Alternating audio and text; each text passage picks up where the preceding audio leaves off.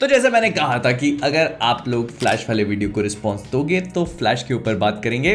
हालांकि रिस्पॉन्स ठीक ठाक है लेकिन फिर भी मन नहीं मान रहा है क्योंकि भाई ट्रेलर बहुत ओपी था। और वैसे तो मेरा मन था कि मैं किसी और टॉपिक पे बात करूं, लेकिन ये वाला टॉपिक भी इंपॉर्टेंट है और वो वाला टॉपिक भी, तो उस वाले पे थोड़े टाइम बाद बात करेंगे। आज इस पे बात कर लेते हैं क्योंकि फ्लैश का ट्रेलर देखने के बाद बहुत सारे सवाल अभी भी हैं जो दिमाग में घूम रहे हैं, तो एक एक करके उन पे बात करना शुरू कर लेते हैं।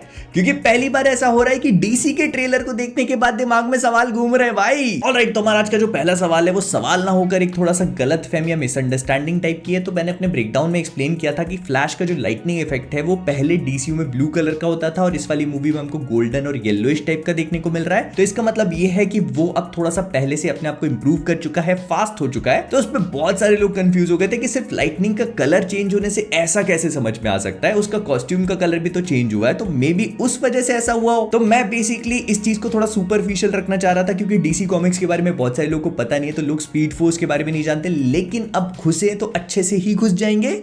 तो कॉमिक बुक्स के ज्ञान के हिसाब से डीसी कॉमिक्स में स्पीड फोर्स नाम की एक चीज एग्जिस्ट करती है जो एक दूसरे डायमेंशन से मिलने वाली एनर्जी होती है जिसका इस्तेमाल करके सारे के सारे स्पीडस्टर्स को तेज दौड़ने की शक्ति मिलती है। अब जो रेनबो के पीछे आप लोगों ने कलर्स देखे होंगे ना, जो विबग्योर होते हैं, तो ये लाइट के वेवलेंथ्स होती है। एंड जैसे जैसे हम कलर के स्पेक्ट्रम पे आगे मूव करते हैं, मतलब वॉयलेट से रेड की तरफ बढ़ते हैं, तो लाइट की वेवलेंथ इंक्रीज होती है। मतलब वॉयलेट की वेवलेंथ सबसे कम होती है और रेड की वेवलेंथ सबसे ज्यादा होती है। तो कॉमिक बुक्स के हिसाब से फ्लैश का लाइटनिंग इफेक्ट भी इसी चीज को फॉलो करता है जिसको ब्लू इफेक्ट कहा जाता है। मतलब जिस स्पीडस्टर के पास रेड कलर की लाइटनिंग होगी वो सबसे ज्यादा स्लो होगा और जिसके पास ब्लू कलर की होगी वो उससे ज्यादा तेज। लेकिन अनफॉर्चुनेटली डीसीयू में ऐसा नहीं है। ऐसा बताया गया है यहाँ पर कि किसी के पास अगर ब्लू लाइटनिंग इफेक्ट है तो वो उतना तेज नहीं है, और अगर वो इफेक्ट रेड या गोल्डन हो जाता है तो फिर वो तेज हो जाएगा। इस गलतफहमी में मत रहना कि इसका कॉस्ट्यूम से कोई भी कनेक्शन है, नहीं। और जो लोग फिर कॉमिक बुक के ज्ञाता है, अगर वो ये सोच रहे हैं कि रिवर्स फ्लैश क्यों रेड कलर का लाइटनिंग इफेक्ट प्रोड्यूस करता है, तो रिवर्स फ्लैश क्योंकि रिवर्स है तो वो नेगेटिव स्पीड फोर्स का यूज करता है, वो नॉर्मल स्पीड फोर्स यूज नहीं करता। तो इसी वजह से वो ब्लू शिफ्ट नहीं, वो रेड शिफ्ट का यूज करता है जो ब्लू शिफ्ट के बिल्कुल ऑपोजिट है। तो इसी वजह से उसके पास रेड कलर की लाइटनिंग आती है। मतलब उसके स्पेक्ट्रम में रेड सबसे ज्यादा फास्टेस्ट है, ऑपोजिट, कंप्लीटली ऑपोजिट। फिर इसके बाद दूसरा सवाल यह आता है कि आखिरकार इस मूवी में हमारा वाला सुपरमैन कहां गया। मतलब अगर मैन ऑफ स्टील के इवेंट्स चल रहे हैं तो फिर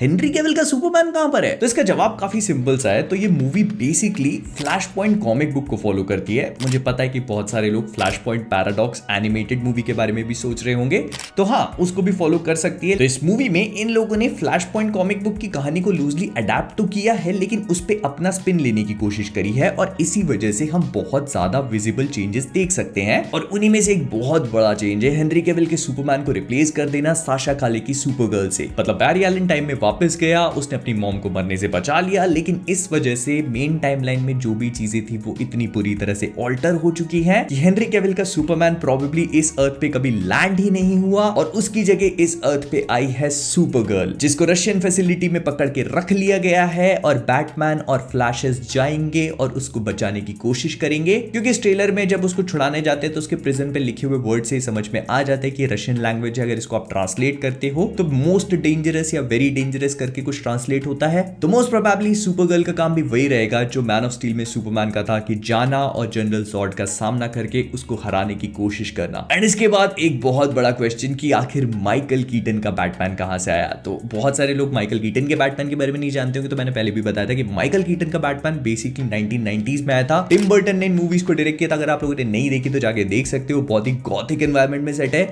इनकी अपनी अलग कल्ट फॉलोइंग है और उस टाइम के हिसाब से बहुत ज्यादा अच्छी बैटमैन मूवीज थी। तो अगेन मैं वही चीज बोलूंगा जो मैंने पहले भी कही थी कि ये चीजें एक्चुअली में बैरी के टाइमलाइन को फकअप करने की वजह से हुई हैं। जो बेन एफ्लेक का बैटमैन था वो चेंज हो चुका है समहाउ माइकल कीटन के बैटमैन में। और फिर इसके ऊपर से बहुत सारे लोगों का ये भी बोलना था कि ये एक्चुअली में ब्रूस नहीं बल्कि थॉमस वेन है।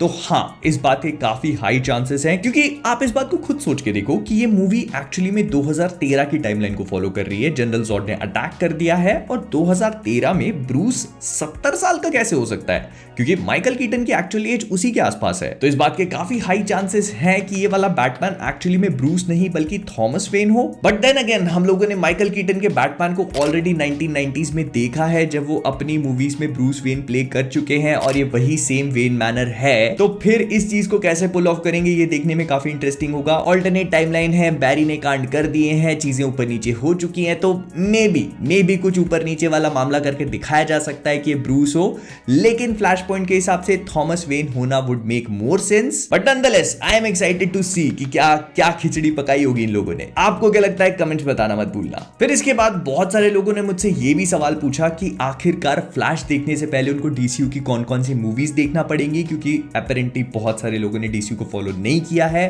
और फ्लैश के ट्रेलर को देखकर वो इस कंफ्यूजन में पड़ गए हैं कि अब उनको कौन कौन सी पिक्चरें देखनी पड़ेंगी क्योंकि ट्रेलर बहुत ओपी था। तो सिंपल सी बात है, आपको मैन ऑफ स्टील देखना बहुत जरूरी है, बैटमैन वर्सेस सुपरमैन अगर देखनी है तो उसका अल्टीमेट एडिशन देखना, और हाँ जस्टिस लीग तो आपको देखनी पड़ेगी। Although I would very strongly recommend कि जस्टिस लीग को छोड़कर जैक स्नाइडर की जस्टिस लीग देखना। 4 घंटे की है लेकिन it is totally worth it. पर हाँ कैनन जस्टिस लीग है तो वो भी देखनी पड़ेगी। और हालांकि अगर आप नहीं देखोगे तो भी चलेगा, लेकिन वंडर वुमन 1 और एक्वामैन भी अपने आप में काफी अच्छी मूवीज है। और फिर इसके बाद बात करते हैं इस बारे में कि आखिरकार इस मूवी का मेन विलन कौन होगा। तो देखो मैंने अपना ब्रेकडाउन जो किया था उसमें मैंने इस चीज को बहुत ज्यादा क्लियर कर दिया था कि पूरे के पूरे ट्रेलर में इन लोगों ने मेन विलन नहीं दिखाया है, और जितना भी आप लोगों ने फ्लैश का डेटा अभी तक कंज्यूम किया होगा आपको ये बात समझ में आ चुकी होगी कि फ्लैश का विलन जनरली कोई ना कोई स्पीडस्टर ही होता है, चाहे उसकी कॉमिक बुक्स हो चाहे उसका CW वाला शो हो, हर कहीं जनरली उसका मेन विलन कोई ना कोई स्पीडस्टर ही होता है। और बहुत केसेस में उसका एक विलन बहुत ज्यादा फेमस है जो मेरे पर्सनल फेवरेट विलन्स में से एक है, और वो है रिवर्स फ्लैश उर्फ एओबार्ड थॉर्न। अब अगर आप लोग रिवर्स फ्लैश के बारे में नहीं जानते तो उस पर एक अलग से वीडियो बनाऊंगा मैं, क्योंकि भाई बहुत तगड़ा विलन है वो, बहुत तगड़ा। देखो एक विलन का फिजिकली स्ट्रांग होना अपने आप में कोई बड़ी बात नहीं होती, क्योंकि बहुत सारे विलन्स फिजिकली स्ट्रांग होते हैं, लेकिन बहुत कम ऐसे विलन होते हैं जो हीरो को साइकोलॉजिकली तोड़ के रख दे। जोकर उनमें से एक है और दूसरा है रिवर्स फ्लैश। ये बंदा फ्लैश को साइकोलॉजिकली पता नहीं कितनी बार तोड़ चुका है। अगर आप इसकी कहानी देखने जाओगे ना तो आपको रियलाइज होगा कि इसके अंदर कोई इंसानियत नहीं है।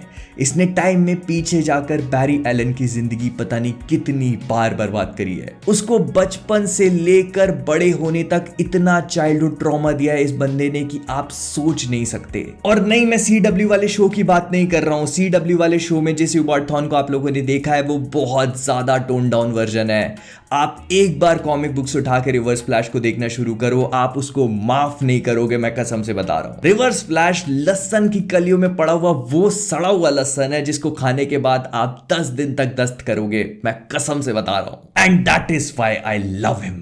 But sadly I don't think कि वो इस मूवी का मेन विलन होगा, और उसका बहुत ही सिंपल सा रीजन है कि DC वालों ने अभी तक एओबार्ड थॉर्न को सेटअप नहीं करा है किसी भी मूवी में, और इस एक मूवी में उसको दिखाना वुड नॉट बी पॉसिबल। कि अचानक से एओबार्ड थॉर्न न जाने कहीं से मैनिफेस्ट हो गया, बैरी का इतना बड़ा विलन बन गया, उसकी जिंदगी बर्बाद करने पे तुल गया, और फिर इस मूवी में अचानक से उसको रिबूट भी कर दिया। मतलब उसके कैरेक्टर को सेटअप करने के लिए आपको माहौल बनाने की जरूरत है, आपको टाइम की जरूरत है। And that is why I don't think कि रिवर्स फ्लैश इस मूवी का मेन विलन होगा। हो सकता है कि रिवर्स फ्लैश हो लेकिन एओबार्ड थॉर्न नहीं होगा। मुझे लगता है कि अगर रिवर्स फ्लैश ही इस मूवी का मेन विलन है तो वो बैरी खुद ही होगा। I mean it only make sense, क्योंकि इस मूवी में हम बैरी के एक से ज्यादा वेरिएंट्स देख रहे हैं जो ऑलरेडी स्क्रीन पे हैं, तो अगर 2 हैं तो उससे ज्यादा भी तो हो सकते हैं। और ट्रेलर में हमने 2 स्पीडस्टर को ऑलरेडी आपस में लड़ते हुए देख लिया है, तो मतलब है भाई है, स्पीडस्टर तो विलन है ही, और मोस्ट प्रोबेबली बैरी एलन ही इस मूवी का मेन विलन होगा। लेकिन फिर एक प्रॉब्लम और एग्जिस्ट करती है, और वो है बैरी एलन की मॉम की डेथ। अब यहाँ पे मैं थोड़ा सा बैरी एलन की बैक स्टोरी में जा रहा हूं और यहाँ पे स्पॉयलर्स हो सकते हैं, तो अगर आप लोगों को बैरी एलन या फ्लैश की कहानी के बारे में कुछ भी नहीं पता है तो रुक जाना। लेकिन ये बहुत ही कॉमन चीज है जो सब लोगों को पता होगी। तो बेसिकली होता कुछ ऐसा है कि बैरी एलन की पूरी कहानी उसकी मॉम से कनेक्टेड है। एक रात अचानक कोई आकर के उनकी मॉम का मर्डर कर देता है और सारा का सारा इल्जाम उसके डैड पे लग जाता है। तो एक ही रात में वो अपने मॉम डैड दोनों को खो देता है और उसको पता नहीं होता कि किसने मारा है। एक्चुअली में इस मर्डर को करने वाला और कोई नहीं बल्कि रिवर्स फ्लैश होता है। लाइक आई सेड कि वो इतना ज्यादा हरामी है कि बैरी को चाइल्डहुड ट्रॉमा देने का उसको और कोई तरीका समझ में नहीं आता, तो वो उसकी माँ को मार देता है, और जैसे कम था तो उसका खून का इल्जाम उसके बाप पे लगा देता है ताकि इसको अपना चाइल्डहुड अकेले बिताना पड़े। लेकिन मेरा पॉइंट ये नहीं है, मेरा पॉइंट ये है कि अगर बैरी ही इस मूवी का मेन विलन है तो वो खुद अपनी माँ को कैसे मारेगा? क्योंकि हम लोगों ने खुद ट्रेलर में देखा है कि इस मूवी का मेन फोकस भी यही है कि बैरी अपनी मॉम की डेथ को प्रिवेंट करने के लिए टाइमलाइन को ऊपर नीचे कर दे रहा है। तो इसका मतलब ये है कि किसी ने तो बैरी की मॉम को मारा है, और अगर बैरी ही इस मूवी का मेन विलन है तो अपनी मॉम को कैसे मार सकता है? तो या तो रिवर्स फ्लैश एओबार्ड थॉन ही है जिसने बैरी एलन की मॉम को मारा और फिर बैरी टाइम में पीछे गया और चीजों को चेंज किया और फिर टाइमलाइन ऊपर नीचे हो गई, या फिर रिवर्स फ्लैश एक इतना फक्ड अप बैरी एलन है जिसने अपनी मॉम को मार दिया। अब सोचने वाली बात यह है कि उसके साथ ऐसा क्या हुआ होगा कि उसका दिमाग इतना ज्यादा साइको क्रेजी हो चुका है। भाई this movie is going to be one hell of a ride, सोच के गूस बम्स आ जाते हैं। खैर, तो विद दैट बीइंग सेड हम लोग इस वीडियो को यहीं पर रैप अप करेंगे। मेरे दिमाग में और भी बहुत सारी चीजें इस पे बात करने के लिए, बट फिलहाल के लिए इतना ही रखते हैं, वीडियो वैसे ही बहुत लंबा बन गया है। तो जो भी आपके दिमाग में क्रेजी चीजें हैं मुझे कमेंट्स में बताना मत भूलना, और अगर वीडियो पसंद आया तो लाइक करना, शेयर करना, और अगर नए हो तो सब्सक्राइब करना मत भूलना। तो जाने से पहले कॉमिक वर्स से मैं हूं मोहित, और आप सभी लोग as always keeping awesome. What do you think? Whoa, very nice. It's very cool, Bateman, but that's nothing. What do you think? Nice. But wait, you ain't seen nothing yet. White. Impressive. Very nice. Let's see Paul Allen's.